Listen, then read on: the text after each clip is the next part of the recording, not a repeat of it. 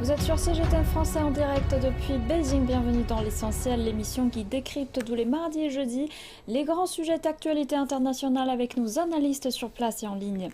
La tension en Ukraine est encore montée d'un cran entre les Occidentaux et la Russie. Les États-Unis ont décrété un embargo sur le gaz russe.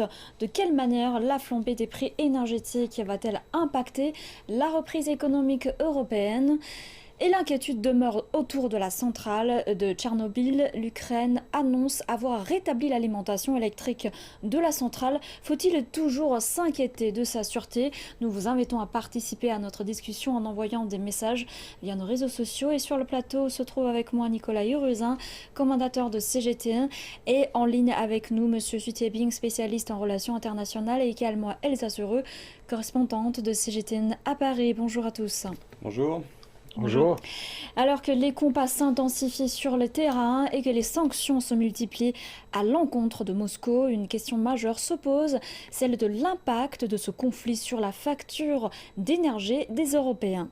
En France, les sanctions russes ont eu pour conséquence une flambée des prix de carburant, malgré les efforts mis en place par le gouvernement afin de contrôler les hausses des prix. Le point avec notre correspondant à Paris, Elom Toble. Depuis le début de la crise ukrainienne, la réponse de l'Union européenne a été de sanctionner économiquement la Russie. Ces sanctions commencent à peser aussi sur les ménages de l'Union européenne. Il faut rappeler que l'Union européenne dépend à 55% des importations de gaz russe. Ramené à la France, ce chiffre est moindre puisque la France importe 20% de son gaz en provenance de la Russie.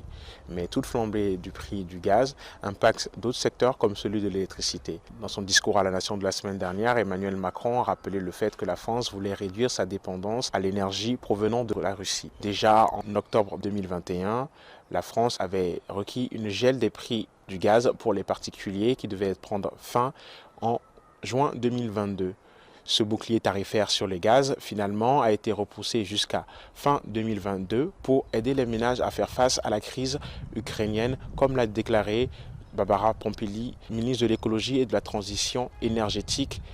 Malgré la gel des prix, la facture ne sera pas indolore pour les contribuables français puisque ces derniers vont voir leur facture énergétique grimper d'au moins 400 € et aller jusqu'à 2800 € cette année selon des estimations de nos confrères de l'Institut Crédit Euler Hermès. La question qui se pose est celle de l'après puisque malgré l'aide accordée par l'État, certains secteurs restent durement touchés comme celui de l'agriculture et aussi de la pêche qui ont été déjà touchés durement par la crise sanitaire et qui face à la hausse des prix du gaz et aussi de l'électricité.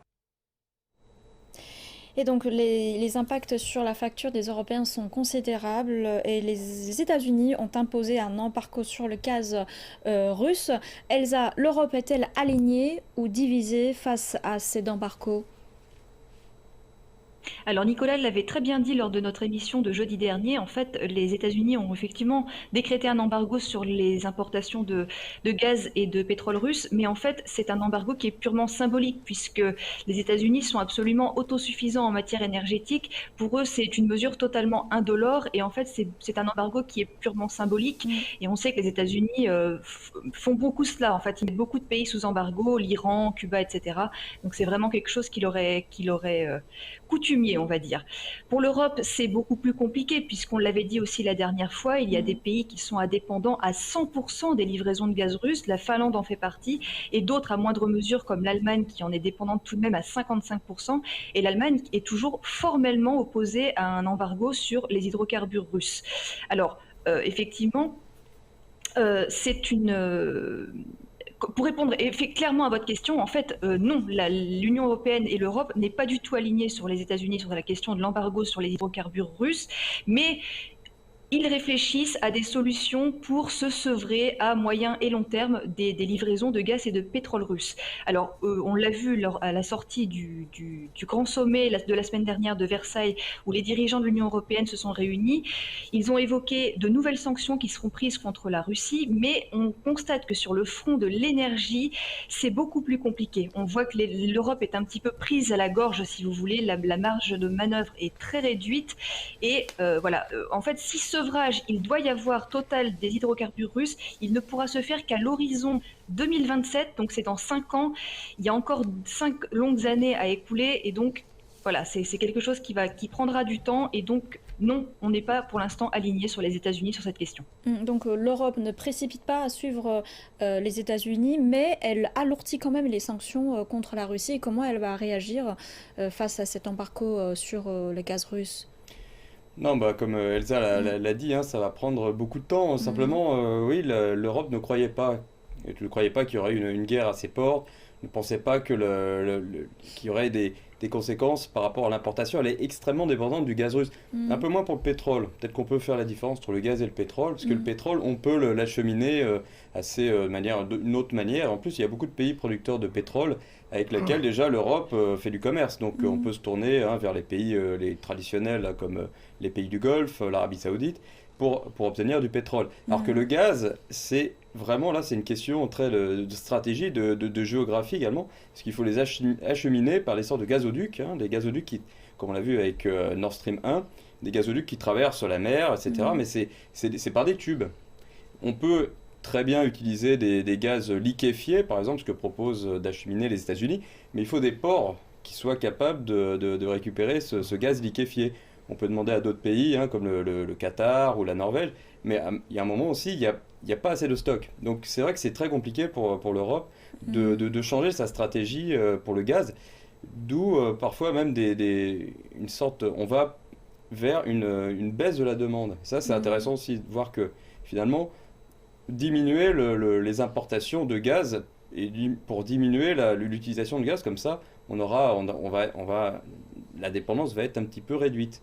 Mais c'est très compliqué pour l'Europe pour se retourner par rapport si elle arrête brutalement les importations de gaz, Mhm. de pétrole, mais de gaz surtout et de charbon, ça risque d'être très difficile. Donc si on parle de la capacité européenne proprement parlant, l'Europe peut-elle se passer du gaz et du pétrole russe? Alors, elle peut se tourner vers d'autres sources, hein. On avait parlé de l'Algérie, la Mhm. Norvège, hein, mais ces sources aussi sont limitées en fait. Elles arrivent au maximum de leur capacité. C'est ça qu'il faut comprendre, c'est que on peut pas produire plus de gaz maintenant. Donc l'Europe est bloquée. Elle ne peut pas avoir plus de gaz maintenant. Mais heureusement l'hiver se termine. Donc en fait, ce qui va se passer, c'est qu'il va essayer de faire des stocks, créer des stocks pour l'année prochaine, en espérant que la situation va quand même va s'améliorer. Mais on part sur peut-être un côté un peu pessimiste et dire que oui, il va falloir dès maintenant commencer à faire des stocks, se tourner vers d'autres exportateurs, Mhm. peut-être travailler avec eux, mais ça va être sur du moyen, du long terme, pas du court terme, ça c'est sûr. Mhm. Pour le pétrole, je reviens pour le pétrole, on voit que les États-Unis travaillent avec le Venezuela, on parle de l'Iran aussi, d'une levée des sanctions de l'embargo du pétrole iranien, qui Mhm. pourrait maintenant devenir voilà, une source d'importation de pétrole hein, pour les Européens, si l'Iran aussi accepte de livrer les Européens, ce qui n'est pas non plus sûr. En tout cas, maintenant, oui, il y a toute une réorganisation. C'est quand même très difficile. On parle aussi peut-être de revenir vers le charbon. Mhm. Donc arrêter d'utiliser le gaz pour produire de l'électricité. Parce que l'électricité, voilà, on a besoin du gaz pour produire de l'électricité, pour faire voilà, de l'agriculture, des engrais.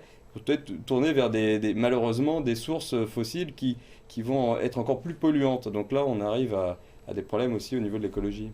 Et Elsa, selon vous, l'Europe peut-elle se tenir sans gaz et du pétrole russe et pour combien de temps? Mais je crois que Nicolas a partiellement et même presque complètement répondu à cette question, c'est-à-dire que pour l'instant, non, à court terme, là maintenant, l'Europe ne peut pas se passer de gaz et de pétrole russe. Enfin, le pétrole aussi, à moindre mesure, comme Nicolas l'a bien dit, Mm. mais le gaz, c'est quand même très compliqué. Et en fait, dès le mois de mai, les dirigeants de l'Union européenne vont de nouveau se réunir pour réfléchir à un plan de sevrage, hein, on peut dire ça comme ça, de sevrage des hydrocarbures russes.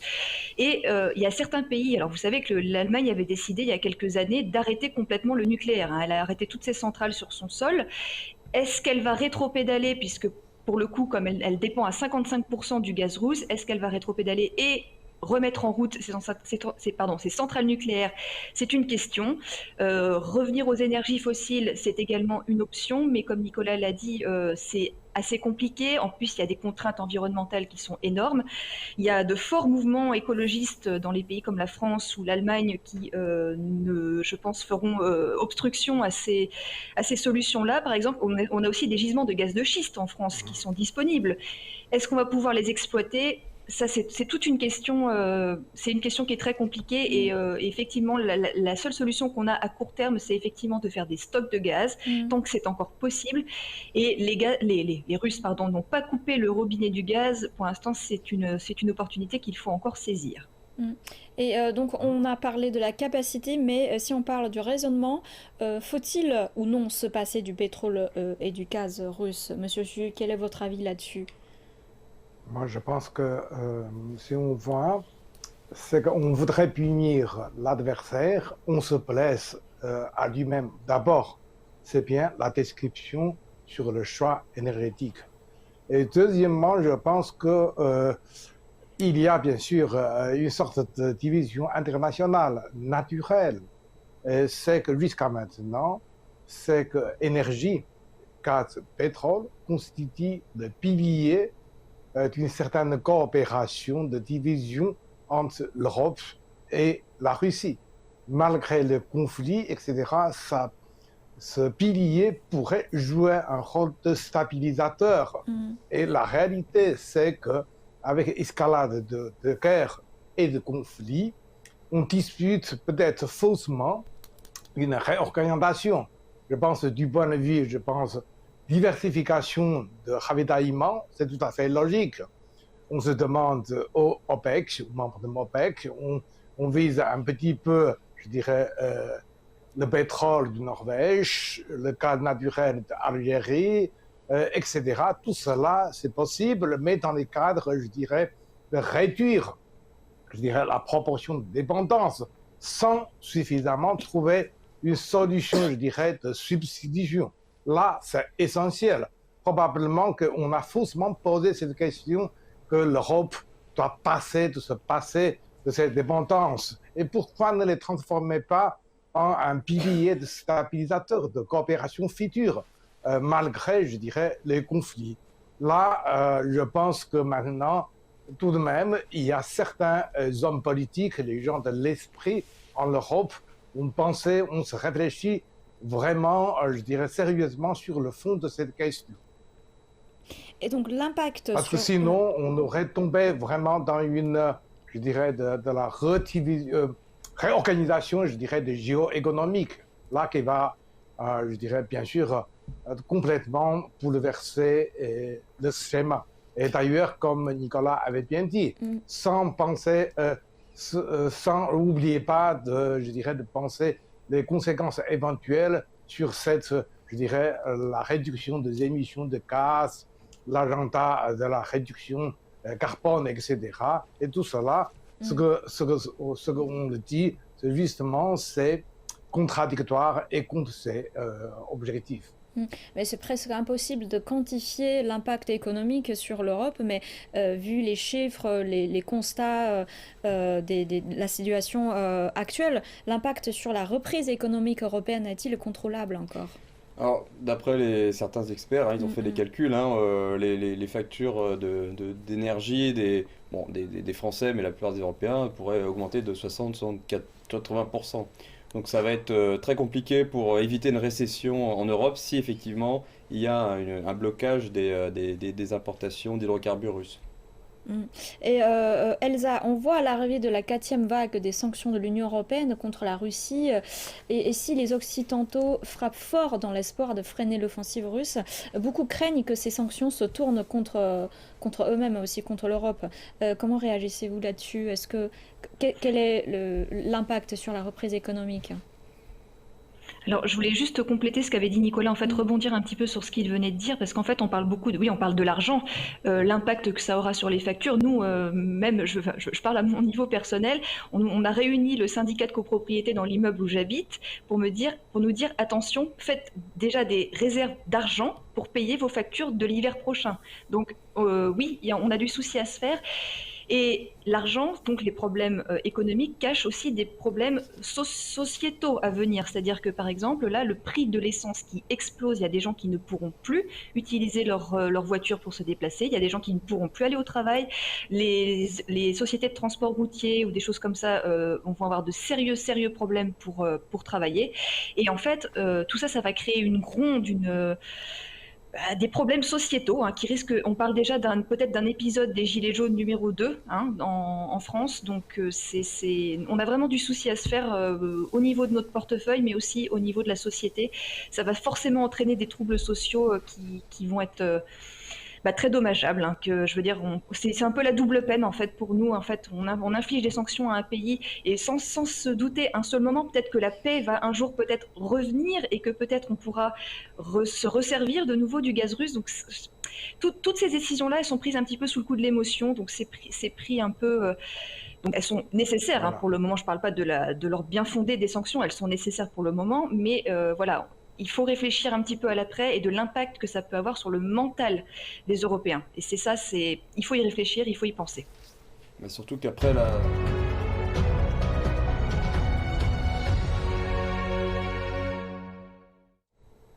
Après sa prise de contrôle par les troupes russes fin février, le central de Tchernobyl inquiète à nouveau le monde. Après la plus grave catastrophe nucléaire civile en 1986, l'Ukraine annonce avoir rétabli l'alimentation électrique de la centrale.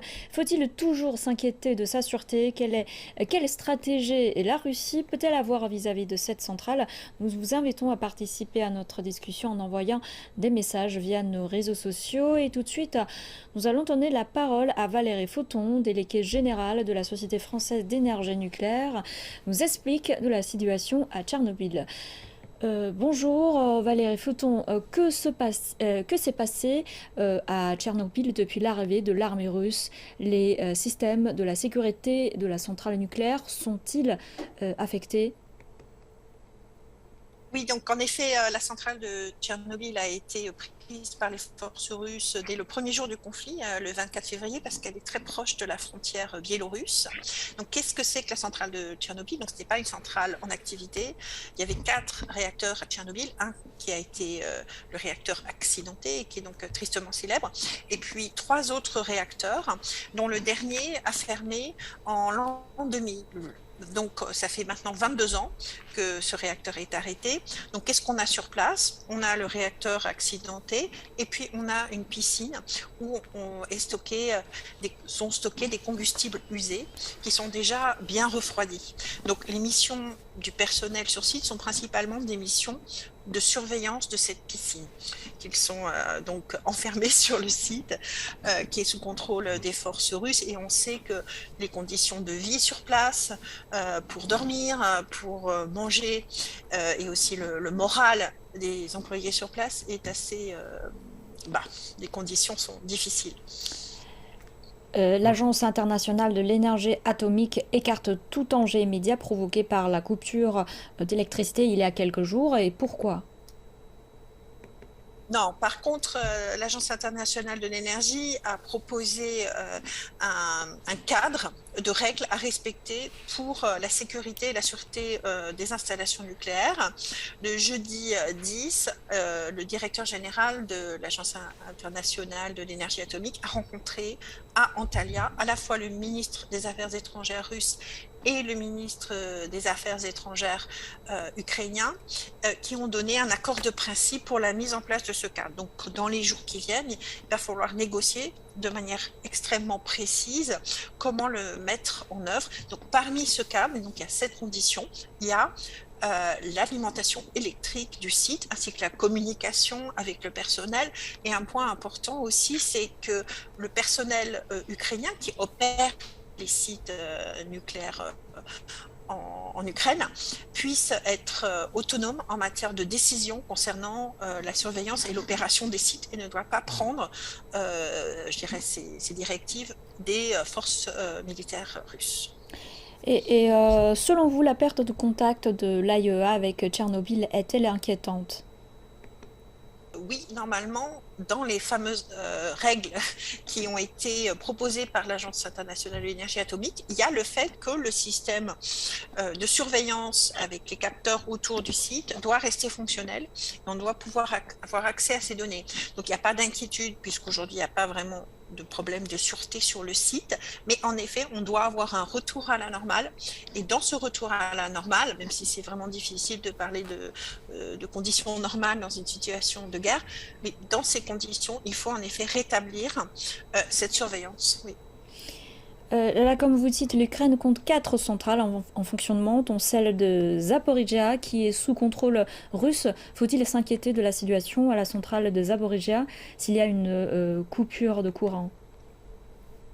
La centrale de Zaporizhzhia, elle a été en effet prise par les forces russes dans la nuit du 3 au 4 mars. Donc depuis, qu'est-ce qu'on sait?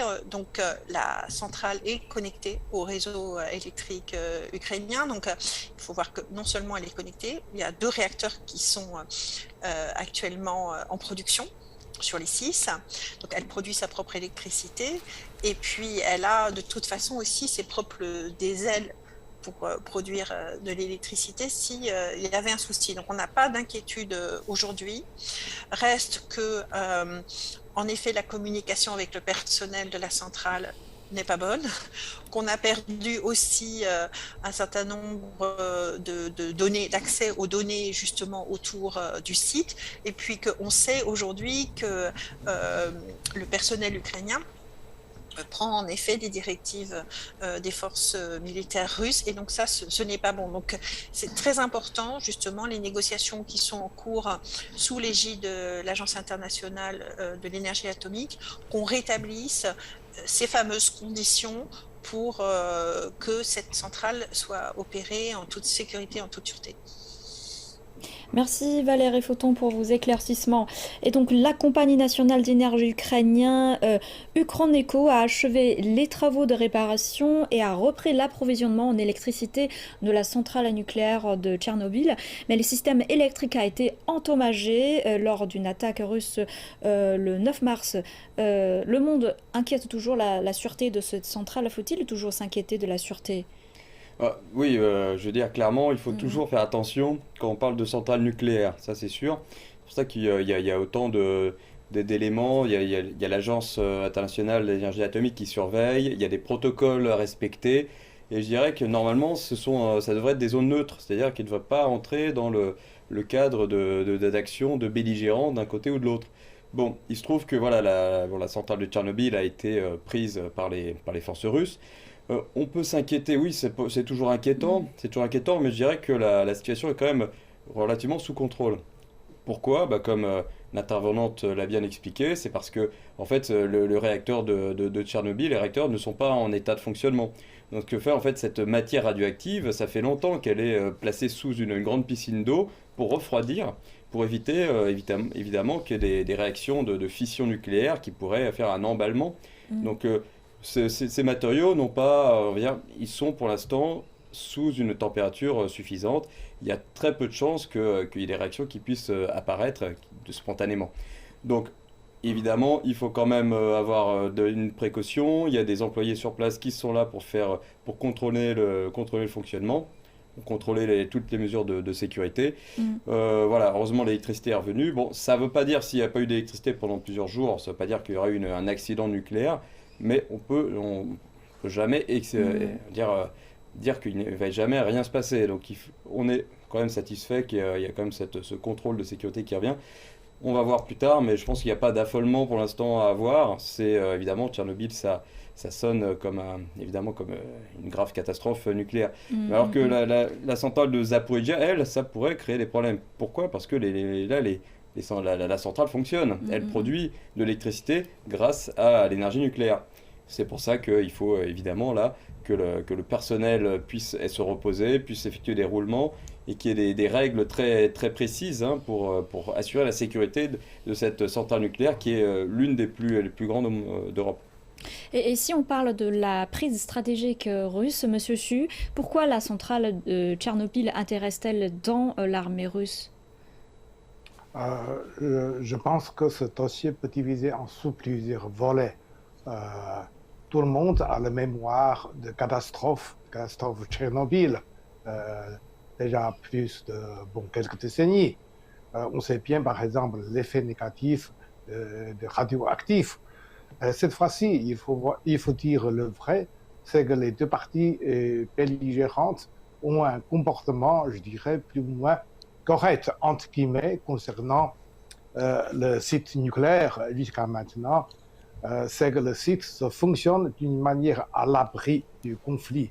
que ce soit côté ukrainien, côté russe, il n'y a pas vraiment de destruction intentionnelle sur ce site.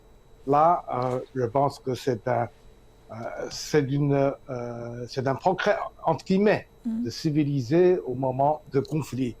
Et le deuxième, je pense, oui, c'est que l'Agence internationale de l'énergie a dicté toute une série de comportements.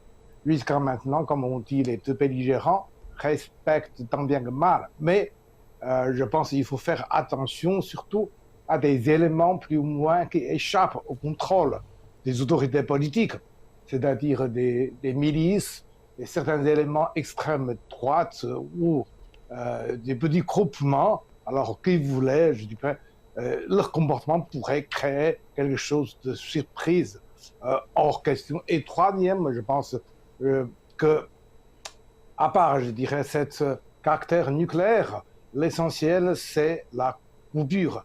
Est-ce que finalement, c'est qu'une partie peut utiliser la coupure d'électricité?